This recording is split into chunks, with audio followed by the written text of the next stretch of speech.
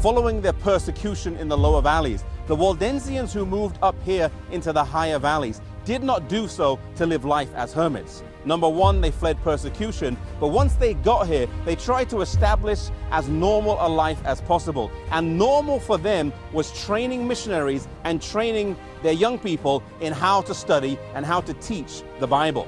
This here, the College of the Barbs, stands today as just one example of what would have been numerous schools that would have been spread all over the valleys, where they would teach and train their young people to be missionaries throughout Europe.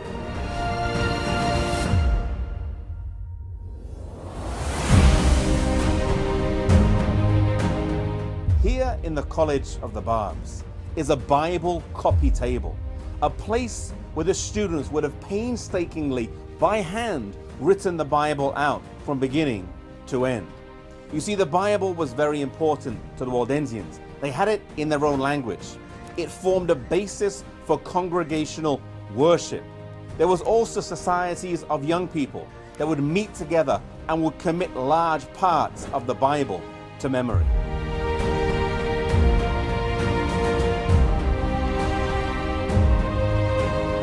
After studying here in the colleges in the valleys, the students would be sent out to many of the great universities around Europe.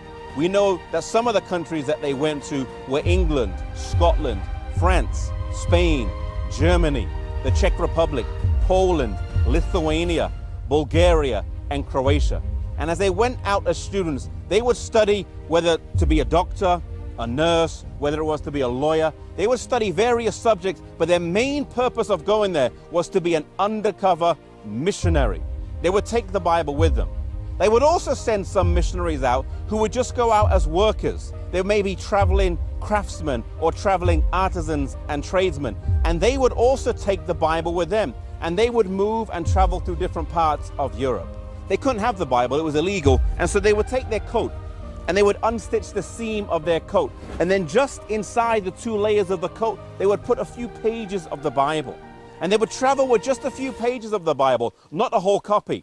And when they found someone that they thought was maybe interested in the gospel, they would take the Bible out of the stitches of their coat and share the truths of God's word with them. You know, maybe you're working today in a doctor's office. Maybe you're working as a nurse in a hospital. Maybe you're a teacher in a school, or maybe you're a lawyer in some law firm. You are not there simply to collect a paycheck to pay the bills. You are there as a missionary. God has put you there for a specific purpose. There may be someone in your workplace that God knows only you can reach. As students as well, the first reason why they went to study was not to get the best degree, but it was to be a missionary in the great universities in Europe. You today may be a missionary in a great institution. You are not there just for academic excellence. You are there also to seek and find people that you can share the gospel with. And the other thing we learn from the Waldensians is how important the Bible was to them.